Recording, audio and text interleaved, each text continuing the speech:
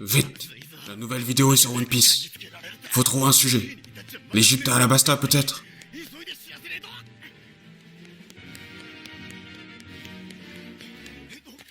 Nani?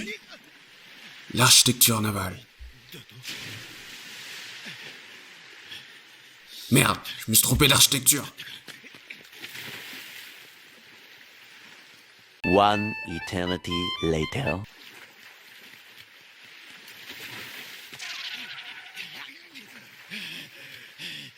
Quoi? Encore ça? Ok, c'est pas grave. On part sur un autre type de bâtiment.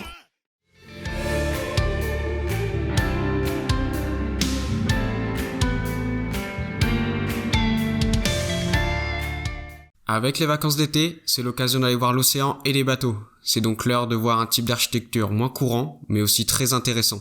Avant de commencer, je vous invite à vous abonner si vous voulez voir plus de vidéos de ce genre. Vous êtes plus de 80% à avoir regardé mes vidéos sans être abonné. Ouais, c'est nul. C'est pas bien. C'est gratuit pour vous et moi, ça m'aide énormément. L'architecture navale. Mais alors, qu'est-ce que c'est l'architecture navale ? Eh bien oui, on parle d'architecture, mais dans l'imaginaire collectif, on pense plus à des ingénieurs qui conçoivent les navires.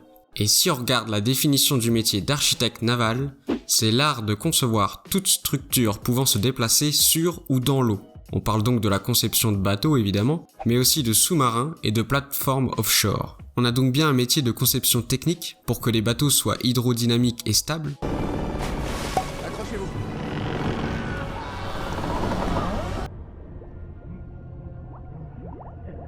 Mais le rôle de l'architecte naval est aussi de dessiner les espaces du bateau et de les organiser en fonction de leur usage pour améliorer le confort et le travail à bord.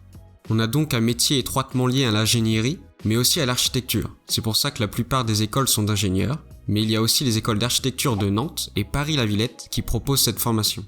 Après que j'ai su ça, je me suis demandé quelle œuvre de la pop culture je pouvais utiliser. J'ai hésité entre One Piece et Pirates des Caraïbes, mais j'ai dû faire un choix. Et au final, j'ai choisi One Piece. Et oui, bravo à tous ceux qui avaient deviné. Mais Yanos, ils ont vu la miniature et le titre. Même dans ton intro, tu le dis. Ils savent déjà que le thème c'est One Piece. Ah, ouais, c'est vrai. Enfin bref. One Piece.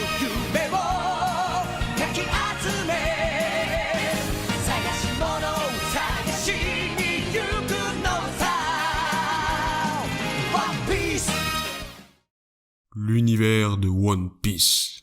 One Piece est un shonen écrit par Eiichiro Oda et disponible depuis 1997 et en animé depuis 1999. Composé de bientôt 100 tomes et 1000 épisodes, c'est le manga le plus vendu au monde juste devant Dragon Ball. Je vais le démarrer, cet enculé. L'univers prend place dans un monde principalement d'océans, avec seulement un continent qui ceinture la planète.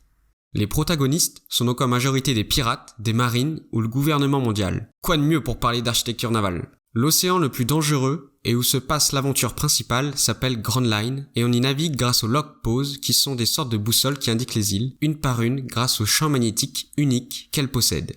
Même si vous ne connaissez pas le manga, vous avez sûrement déjà vu certains membres de l'équipage du chapeau de paille comme Monkey D. Luffy, le capitaine, ou Roronoa Zoro qui était dans l'intro. Les Mugiwara ont eu deux bateaux que je vais présenter, le Vogue Mary et le Thousand Sunny, mais il existe de nombreux navires dans One Piece, plus ou moins réalistes comme le plus grand Thriller Bark de la taille d'une île, ou les plus petits, le navire Sarkoid ou le Striker de la taille d'une barque. Mais en ce qui nous concerne, nous allons rester sur les deux navires des Mugiwara, le Vogue Mary et le Thousand Sunny.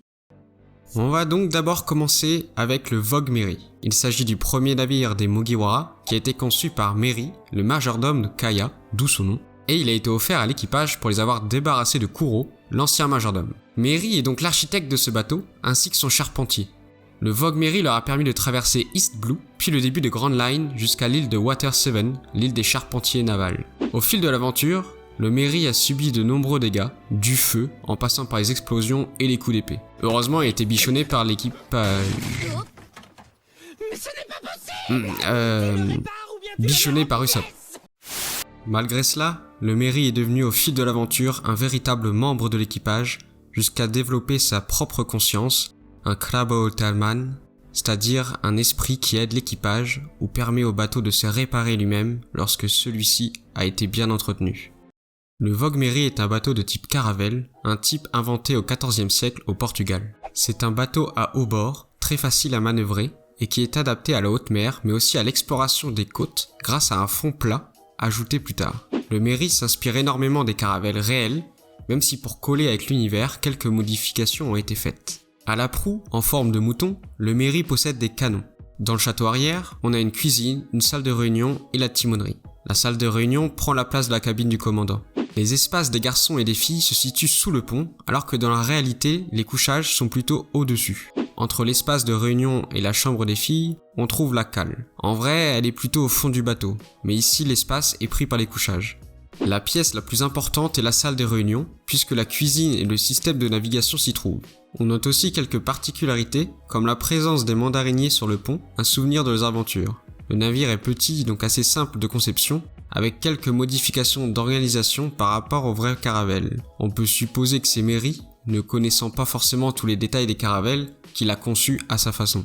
Avec les nombreux dégâts reçus par le Mary, les charpentiers de Water 7 le déclarent irréparable, puisque la quille est endommagée. La quille, c'est la pièce qui soutient toutes les autres parties du bateau, que l'on peut voir juste ici. Il est donc impossible de la remplacer. Après un ultime sauvetage, le Vogue Mary se brise en deux, et on entend une dernière fois le Klabautermann parler à l'équipage du chapeau de paille.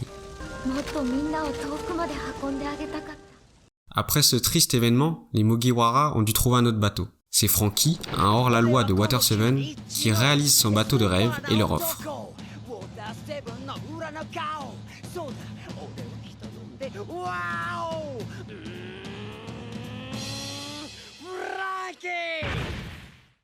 Pour réaliser le bateau, Franky est aidé par Iceberg, le maire de Water 7, et aussi son ami d'enfance, et c'est aussi lui qui va le nommer Thousand Sunny.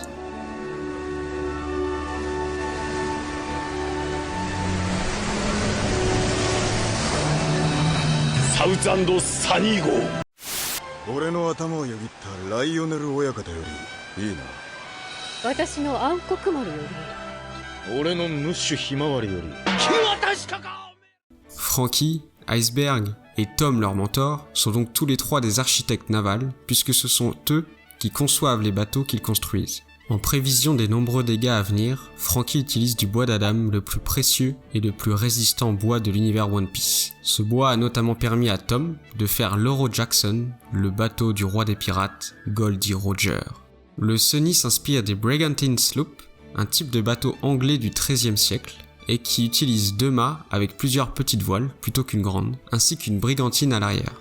C'est un type de bateau peu courant à partir du XVIIe siècle, puisque son gréement a été amélioré pour donner le brick, qui lui est beaucoup plus commun, car c'est un bateau de prédilection des pirates et des corsaires. Le Thousand Sunny s'en inspire donc, mais contrairement au Mary, il a de nombreuses fonctionnalités supplémentaires pour coller avec l'univers et permettre plus de choses aux Mugiwara. On note aussi la présence des châteaux avant et arrière, plus haut, comme pour la caravelle.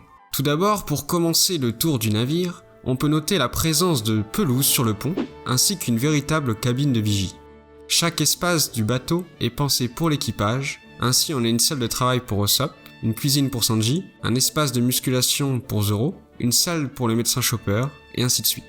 En comparant avec des bateaux réels, l'organisation semble plus cohérente, puisque les couchages sont dans le château avant, proche du pont principal, c'est-à-dire qu'en cas d'attaque, l'équipage peut vite manœuvrer. Au contraire, les espaces de stockage sont dans le fond du bateau, dans une vraie cale contrairement au Mary. On note aussi la présence d'un bar et d'un aquarium, mais parmi les fonctionnalités les plus délirantes du bateau, on a surtout le Soldier Dock, qui comprend 6 compartiments dans le niveau le plus bas du navire, et qui correspond chacun à une fonction différente. Le Waver de Nami, le Mini Mary, le Shark Submerge, le Kurosai FLU et le Brachiotank. On y trouve aussi des roues à aubes qui permettent au Sunny d'avancer contre les courants ou lorsqu'il n'y a pas de vent. C'est un système qui a été utilisé principalement au XVIIIe siècle pour naviguer à contre-courant dans les fleuves en France, mais surtout aux États-Unis le long du Mississippi, les bateaux à roues à aubes étant un symbole de ce fleuve. Le Sunny possède aussi le Burst à la poupe qui permet de propulser le Sunny sur environ 1 km et le Voyage Poulet pour faire des marches arrière. Comme pour le Mary, sa proue est un animal, cette fois-ci un lion, dont la crinière a été prise plusieurs fois pour un tournesol. Elle accueille le Grau Cannon, un canon surpuissant qui fonctionne avec du cola pour les confrontations frontales.